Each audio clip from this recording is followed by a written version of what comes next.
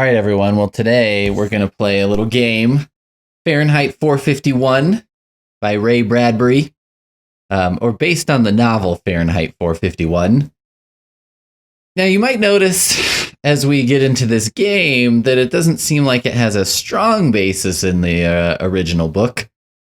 But this is a game that I've struggled with, so I'm hoping that maybe we can get a little somewhere today. And then you all can give me some pointers, some helpful tips, or some advice to maybe get through it. And there's some beautiful, mellifluous, melodious music. Wow. So Fahrenheit 451 is kind of your traditional adventure game where you have to key in text directions to sort of tell your character where to go. So instead of using like a joystick or something, you have to type out what you want to happen, basically. You're in a clearing, park. A pond is to the west. A narrow path leads north along the shore of the pond, and to the north you can hear occasional low growls. Near you is a pile of dead leaves. Pick up leaves. I usually start with things like that. Nothing happens. Eat leaves. I always recommend just trying to eat stuff. Not in life, but in these type of games, why not? Sometimes you get an amusing option. All right, let's go west. Now I'm in the pond. Oh, okay, the water's cold and slimy. That's definitely what I meant, was get in the pond. Drink water. The water is cold and slimy. You spit out the horrible mouthful. Smell pond. I like to sort of turn these games into a sensory experience when possible. Can't understand that. Yeah, I don't really get it either, to be honest. It was my idea. Go east. I swim back to shore. I didn't really mean get in the pond. I just meant get close, but okay. We're going whole hog. That's fine. I can't go any further east, so I'll go north. Walk deeper into the woods. Growls grow louder and more frequent. I'm going to growl back. That does not work. I'm going to make a noise. Nothing happens. Hide. Can't understand that. Go north. Just keep going. Uh-oh. You continue along the path. Suddenly, a huge tiger jumps into the path ahead of you. It crouches and springs. Teeth and claws make short work of you. You are dead. Okay. Don't exactly remember this part of Fahrenheit 451. Let's just do a quick search. Is there a tiger death in Fahrenheit 451? I don't recall. Oh, I see. There was a poem, The Tiger. Well, I guess it sort of references something in the book. I don't know, this is maybe a little stretch. They tried? Question mark, at least? Maybe, kind of? Okay, well, let's give this another try. That seemed like a very early death. I guess something to know about these types of games, too, is that oftentimes doing things results in death. You know, it's not just like, oh, you gotta go back to the beginning or something. It's like death. Just everything is death. Very all or nothing sort of mentality in these games.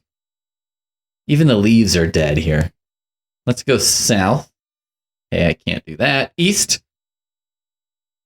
Can't go east. All right, so let's try the pond again. Can I go further in the pond?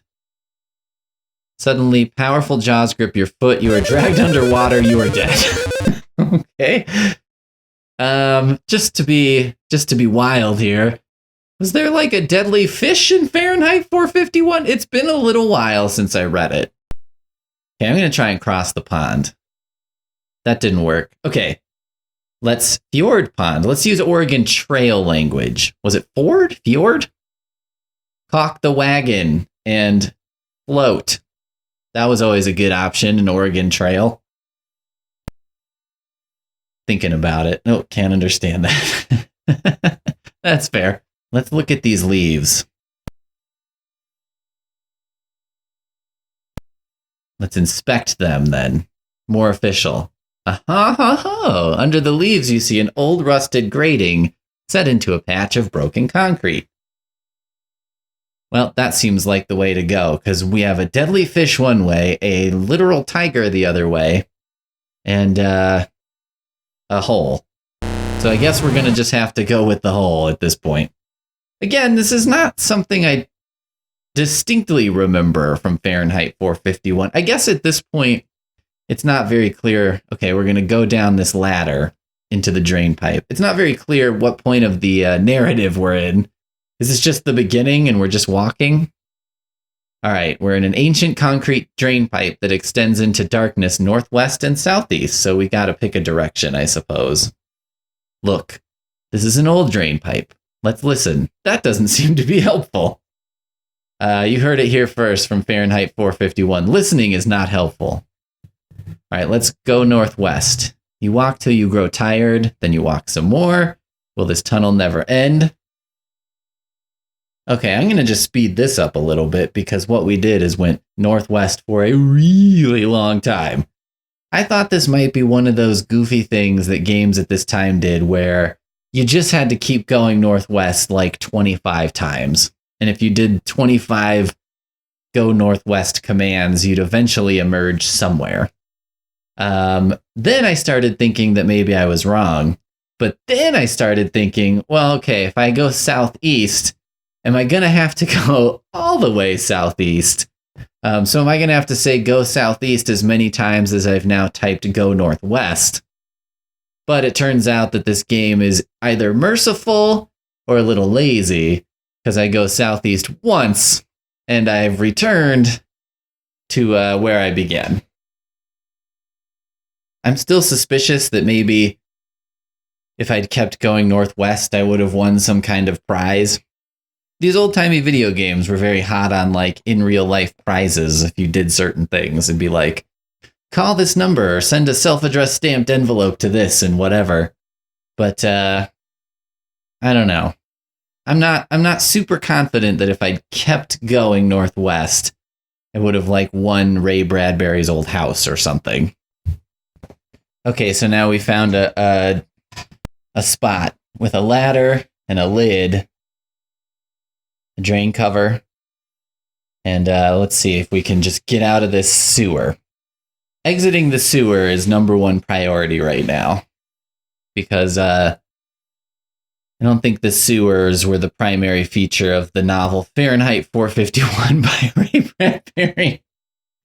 I gotta say, so far, the novel is a little more thrilling than the game.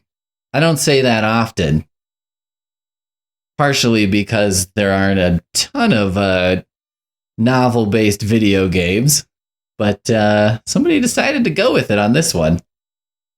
I'm not sure why they went this direction. Maybe it was distasteful if it was like a platformer where you run around and burn books. Maybe they were like, well, that would make sense with the story, but if you hadn't read the book, okay, here we go. Now I'm on the street. Okay, I'm on a small plaza at the northwest corner of 5th Avenue and Central Park South. There is a subway sign over steps leading to an underground conduit. An old building with an ornate entrance is to the southwest. Near you to the south is a large stone fountain. All right, so I'm gonna defer to readers of Fahrenheit 451. Heed my cry. Please help. Should we go to the subway? Should we go to the old building with an ornate entrance? Or should we go to the large stone fountain? I'm counting on you, viewers, to let me know. Let me know in comments or replies or whatever, wherever you're seeing this. Let me know what you think the next step is. And hopefully it's based on your knowledge of the book. But I don't know if that's necessary. So give me your best shot. Let's see if we can get through this together. This is probably the world's oddest book club and strangest motivation to get through Fahrenheit 451, but you know what? It's a strange world.